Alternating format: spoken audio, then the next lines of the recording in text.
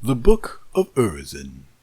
Lo, a shadow of horror is risen in eternity, unknown, unprolific, self-closed, all-repelling.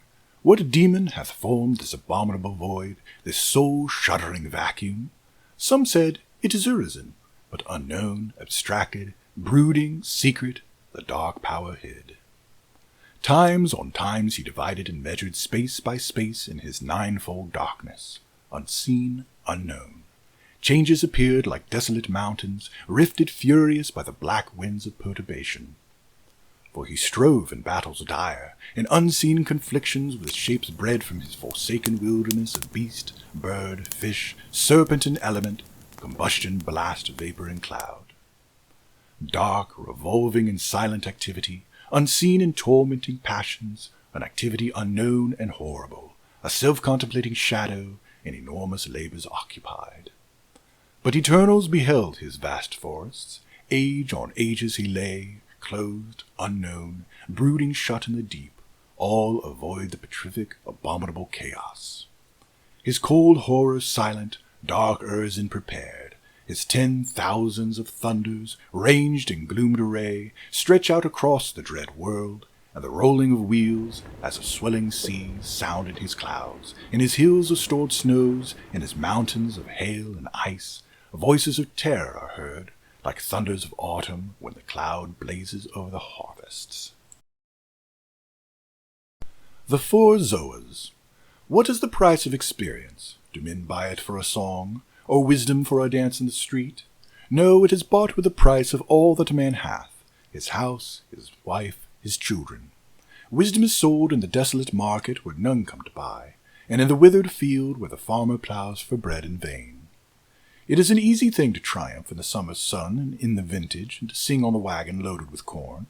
It is an easy thing to talk of patience to the afflicted, to speak the laws of prudence to the houseless wanderer, to listen to the hungry raven's cry in wintry season, when the red blood is filled with wine and with the marrow of lambs.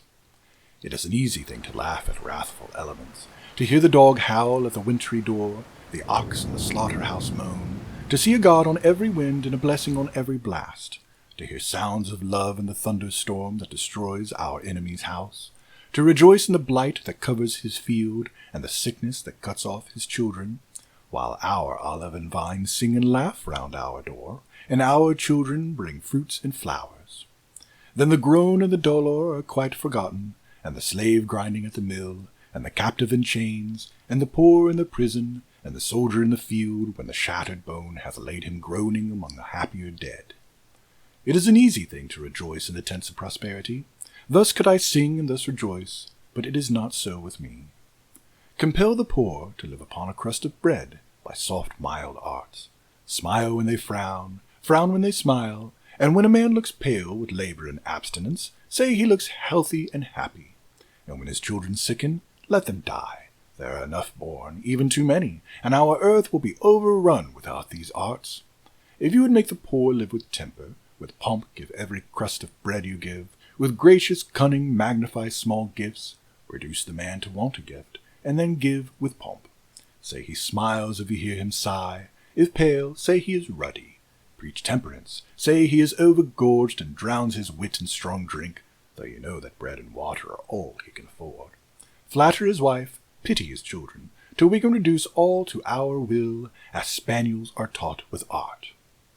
The sun has left his blackness and has found a fresher morning, and the mild moon rejoices in the clear and cloudless night, and man walks forth from midst of the fires. The evil is all consumed. His eyes behold the angelic spheres arising night and day, the stars consumed like a lamp blown out, and in their stead behold the expanding eyes of man behold the depths of wondrous worlds.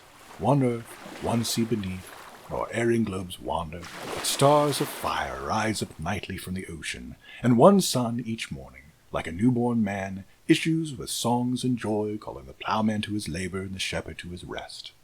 He walks upon the eternal mountains, raising his heavenly voice, conversing with the animal forms of wisdom night and day, that, risen from the sea of fire, renewed walk o'er the earth.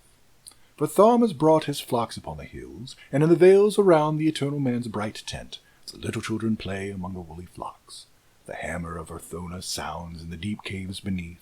His limbs renewed, his lions roar around the furnaces and in evening sport upon the plains. They raise their faces from the earth, conversing with the man. How is it we have walked through fires, and yet are not consumed?